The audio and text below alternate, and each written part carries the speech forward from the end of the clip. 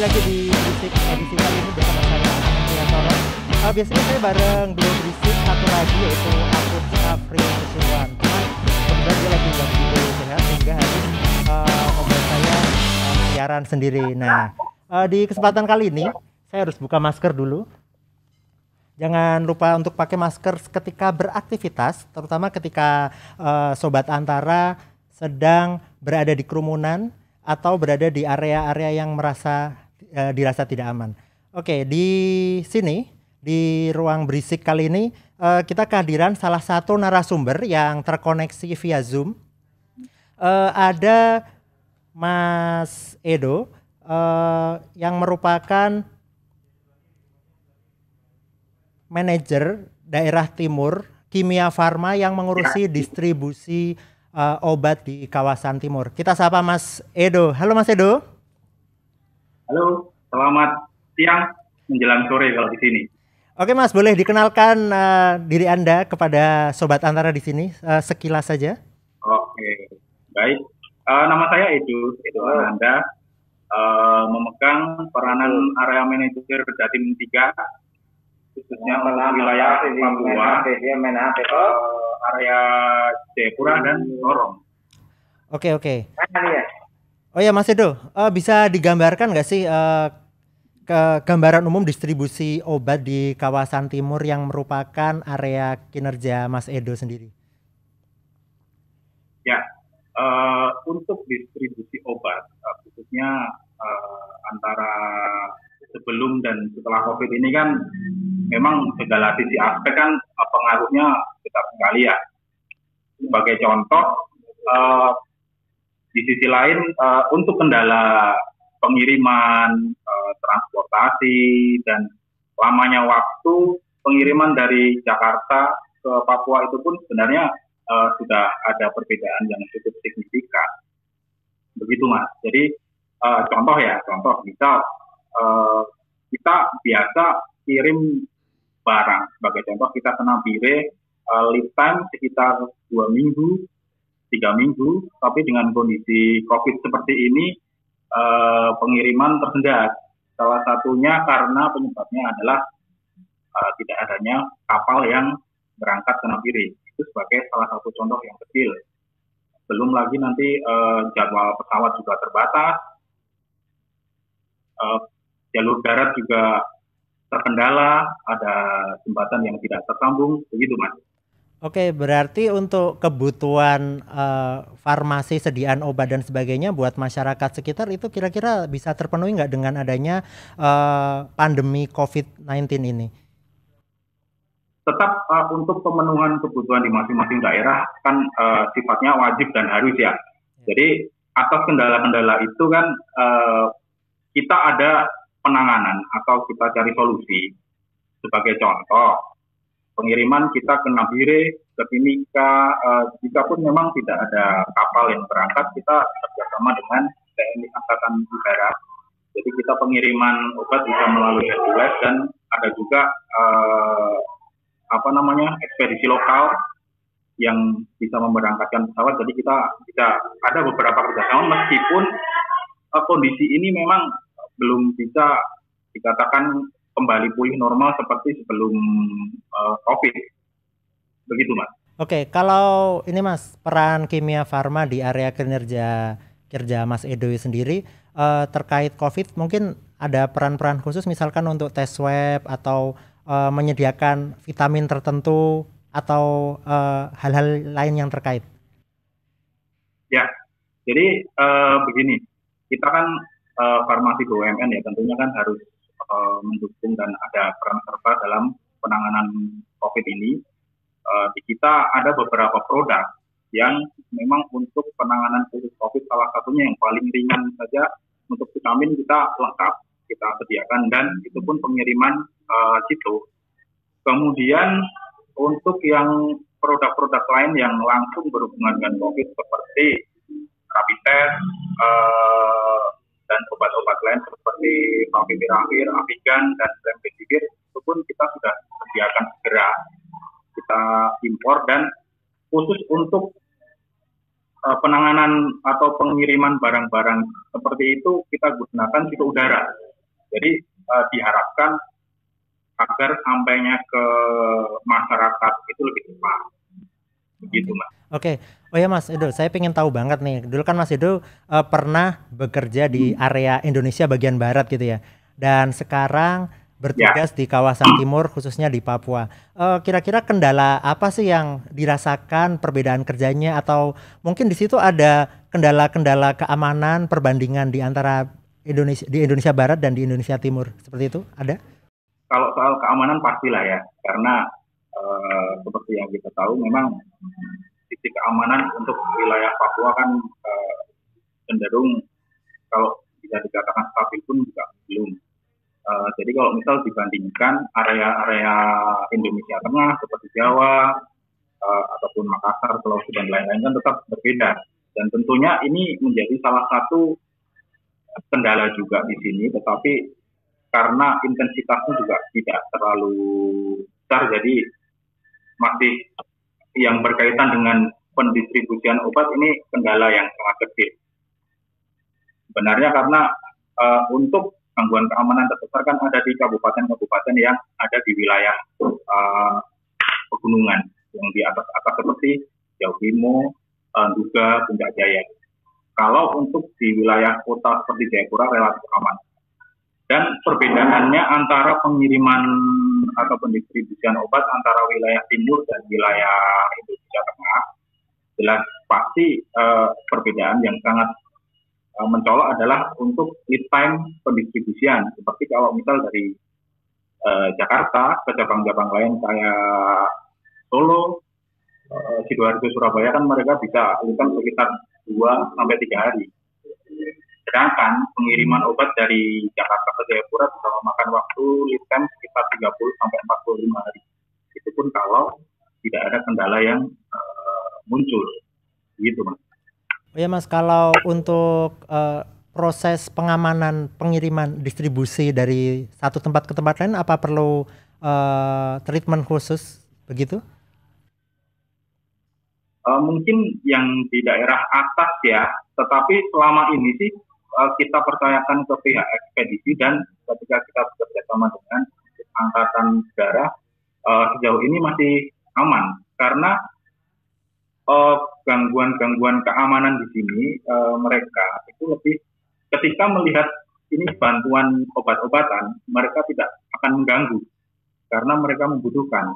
Jadi relatif untuk gangguan keamanan dalam hubungannya dengan pendistribusian obat ini masih aman, masih terkendali, belum terlalu berpengaruh sampai saat ini. Oke, kemudian ini Mas, kalau terkait protokol kesehatan itu penerapannya seperti apa di area kerja Mas Edo ini? Nah, yang pertama untuk di kantor kan sudah pasti ya harus ada masker, hand sanitizer dan sebagainya, alat pelindung diri. Tentunya kan kita berhubungan langsung dengan obat-obatan dan dunia farmasi kan, jadi semuanya harus diterapkan, khususnya di lingkungan kantor.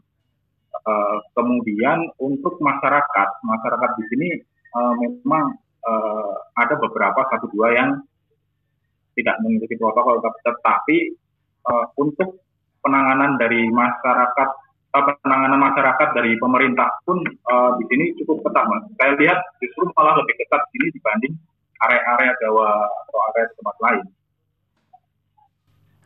Oke. Oh ya Mas, berarti Begitu, itu Mas. penerapan protokolnya menjadi lebih ketat daripada sebelum masa pandemi gitu ya? Ya, sangat. Ya, seperti barang masuk pun harus masuk ke area karantina dulu. Kemudian barang keluar juga harus kita desinfektan dulu. Jadi untuk pengiriman lebih terjamin, jadi lebih baik. Nah ya, ini aman. Ini kan kerja kimia farma itu terkait dengan obat-obatan, di mana ini berkaitan dengan kesehatan masyarakat, di mana ada interaksi dengan masyarakat. Nah, dari sini apakah ada rasa was-was tersendiri dengan adanya potensi penularan COVID di sekitar kita yang semakin mengkhawatirkan belakangan ini?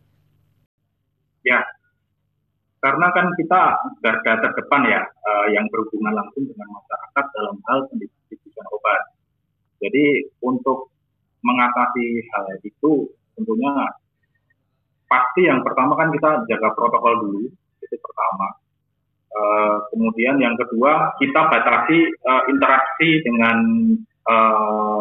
istilahnya orang-orang yang berada di luar, untuk seminim mungkin kita berinteraksi. Jadi misal kita masih bisa komunikasikan dengan iPhone atau WA, kita ambil jalur komunikasi. Jadi kalau memang tidak diharuskan untuk bertemu.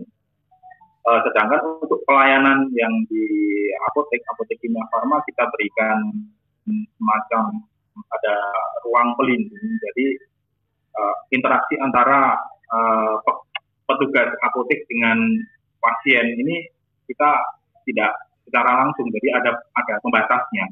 Dan kedua, disediakan hand sanitizer dan alat pelindung seperti face shield di tempat-tempat apotek-apotek kita. Begitu. Oke, baik Mas Edo, ini untuk segmen 1 berisik, nanti akan kita lanjutkan pada segmen kedua berisik berikutnya. Hai Sobat Antara, kembali lagi bersama saya Anom Prihantoro dalam Berisik Berita Asik. Yang kali ini saya tidak ditemani oleh rekan podcast saya Afud Syafril yang sedang berhalangan sehingga saya harus single fighter. Dan kita masih terhubung di ujung sana, di ujung Papua bagian timur, Mas Edo. Halo Mas Edo. Halo. Oke Mas, ini di segmen kedua nih saya curious, saya penasaran, saya pengen tanya nih. Kira-kira bisa berbagi nggak sih pengalaman menarik ketika bertugas di area bagian timur Indonesia di paling ujung sana? Saya ada satu cerita saat itu di bulan Agustus 2019. Kita ada tugas ke daerah Nabire. Nabire ini merupakan kabupaten yang ada di tengah-tengah Pulau Papua. Lebih tepatnya di pangkal leher, kalau itu kan bentuknya dinosaurus ya. Jadi kita ke sana dalam rangka bertemu dengan orang dinas kesehatan, koordinasi.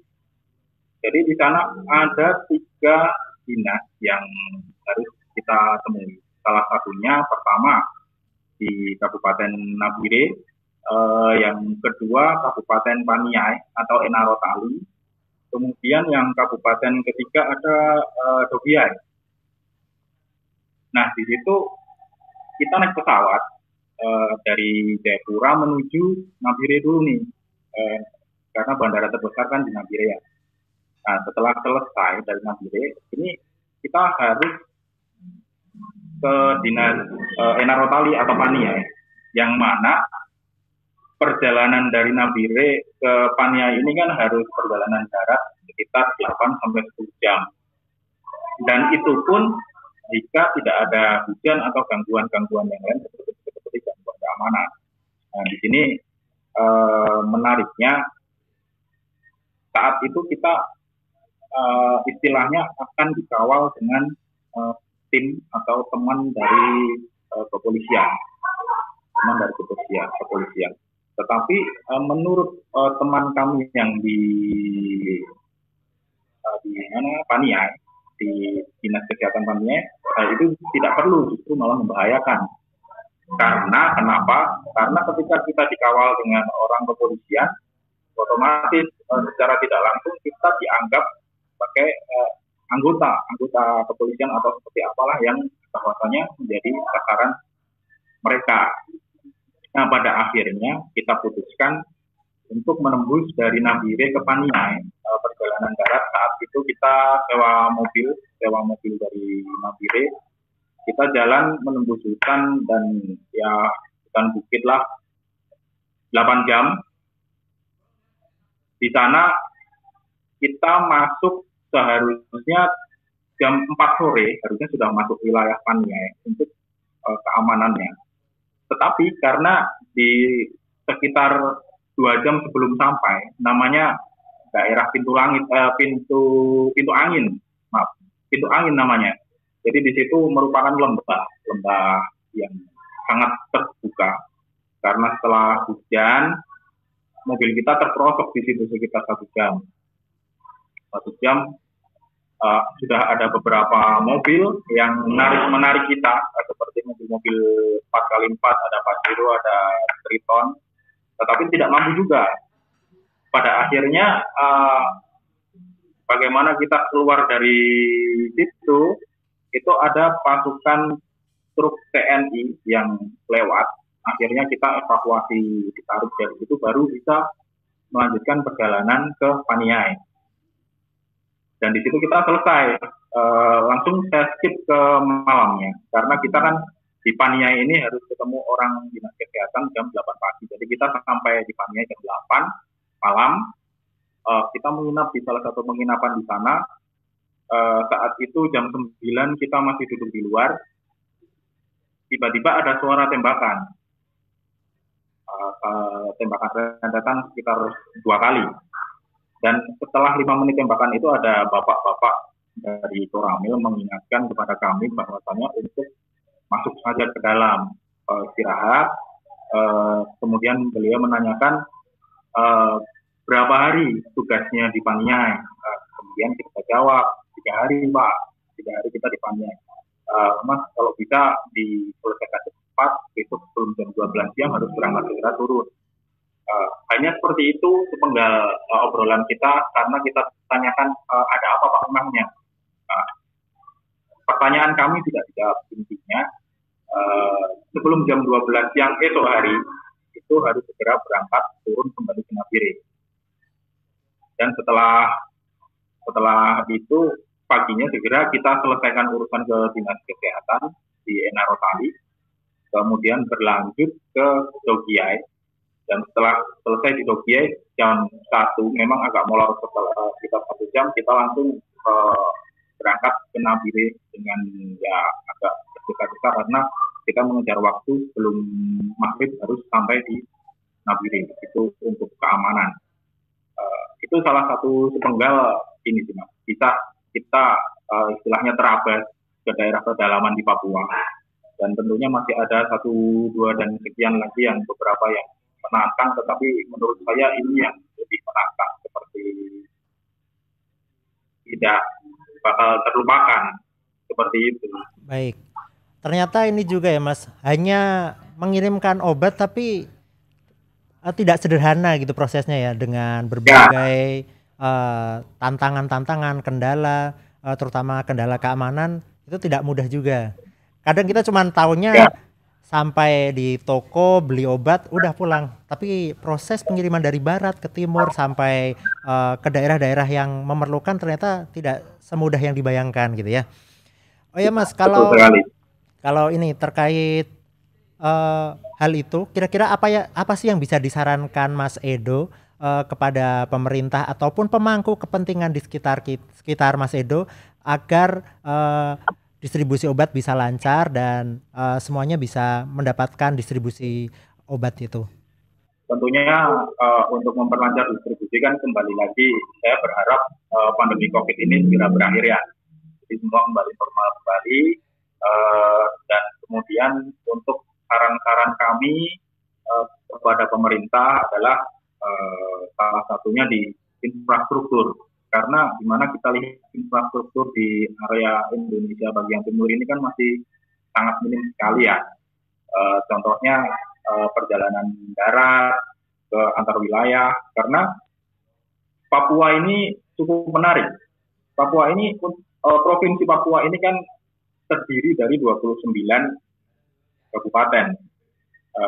Di antara 29 kabupaten ini yang bisa ditempuh melalui perjalanan darat hanya 4. Sedangkan sisanya 25 kabupaten harus ditempuh melalui udara atau kapal. Dan udara pun tidak hanya pesawat-pesawat besar yang bisa masuk, tetapi harus memakai pesawat-pesawat perintis yang seperti Cessna, Grand Caravan yang isi 4-5 orang itu.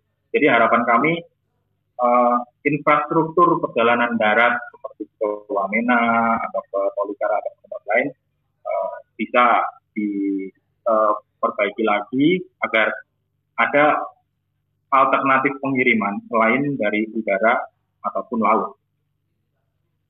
Seperti itu, Mas. Oh baik, terima kasih Mas Edo, Area Manager Datim 3 Kimia Farma, Edo Ananda Ya, Mulyawan. Eh, Satu hal yang bisa kita garis bawahi adalah pemerataan infrastruktur kita belum begitu baik sehingga distribusi sediaan farmasi begitu terkendala, dan ini agar bisa diperbaiki di masa mendatang. Baik, terima kasih Mas Edo atas keikutsertaannya pada edisi Berisik kali ini. Dan Sobat Antara, kami selalu mengingatkan bahwa untuk selalu ingat pesan Ibu, yaitu untuk mencuci tangan, menggunakan masker dan menjaga jarak sehingga kita bisa terhindar dari COVID-19. Demikian Berisik Podcast kali ini bersama saya Anom Prihantoro, pamit undur diri. Sampai jumpa di edisi Berisik berikutnya.